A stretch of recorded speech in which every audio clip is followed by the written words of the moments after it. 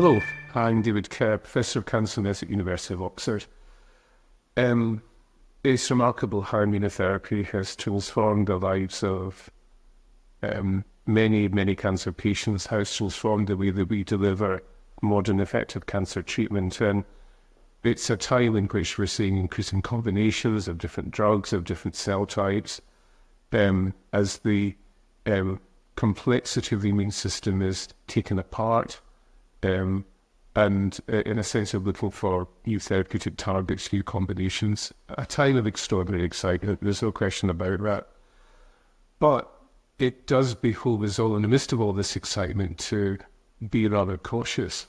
The more we understand about the longer-term sequelae of immunotherapy, I think the better we should consider it to be delivered, perhaps in those centres with a relatively high volume and with significant expertise. We know that we have to monitor throughout because the side effect profile of immunotherapeutic drugs is quite different from those of us who are trained to deliver conventional cytotoxics. I include myself, of course, as being one of those dinosaurs. But nevertheless, we need to be aware, we need to be awake, and of course we need to use a multidisciplinary team, work with an endocrinologist, gastroenterologists, respiratory physicians and so on, to be able to look after patients as best we can in that setting. When you think about the complexity of our native immune system, of course there will be unintended consequences from some of the work that we do. I mean, for example, in November 2023, the FDA announced an investigation into the risk of secondary malignancy following treatment with CAR T cells.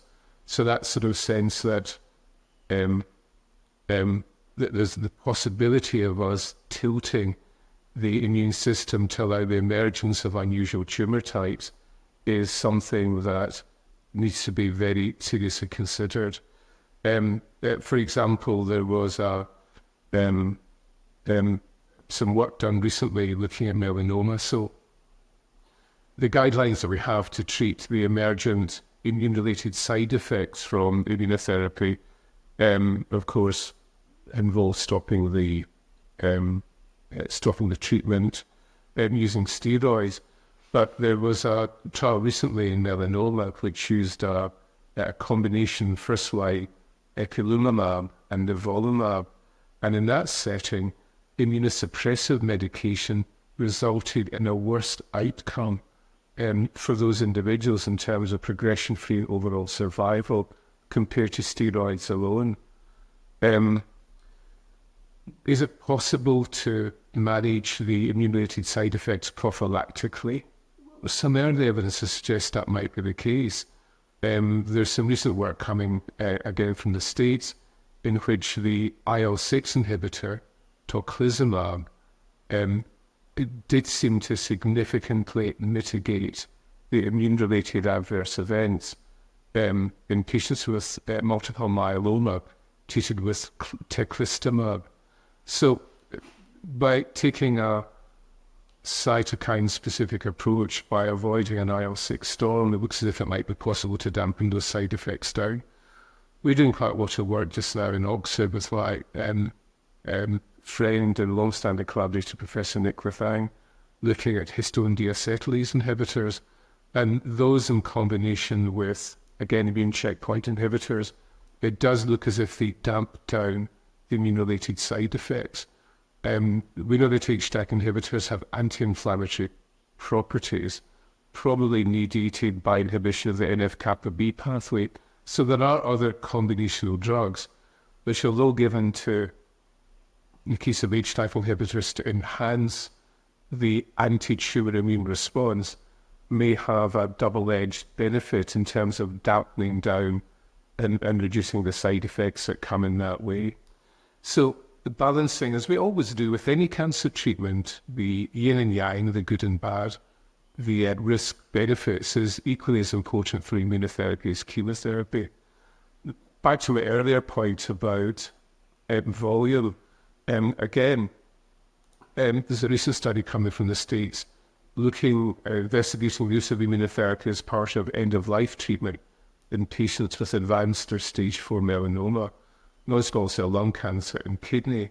And what they found was that patients at low volume or non-academic centres were much more likely to receive immunotherapy treatment within 1 month of death than were those who were treated at high volume or academic centres. And the investigators postulated that low volume centres might be less cautious in the use of immunotherapy amongst patients who have perhaps borderline eligibility for the treatment. Treating more patients with drugs unlikely to make a difference to their survival compared with the high volume centres. This is a hypothesis only, but again, it just shows that in our excitement to embrace immunotherapy, in our excitement to embrace the extraordinary underpinning science, the translational advances that are coming, let's just introduce a small element of caution. Let's think about who and where and when patients should be treated.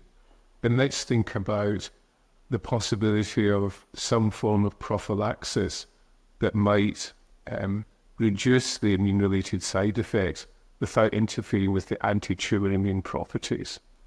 So lots to think about. Have a look at the article in Lancet Oncology. I think it's well written, it's provocative, and it just argues us to caution, to step back a little and to be ever mindful of risk-benefit analyses and equations every time we see a patient sitting in front of us in the clinic. Thanks for listening. I'd be really interested in your comments, your own experience. Am I being too hard? Drawing a line between high-volume academic centres, low-volume non-academic centres? Am I being typically snobbish, coming from a large university centre? Or could there be some truth in it? Have a look, have a think, let me know by posting any comments that you might care to. For the time being, Medscapers, as always, thanks for listening. Over and out.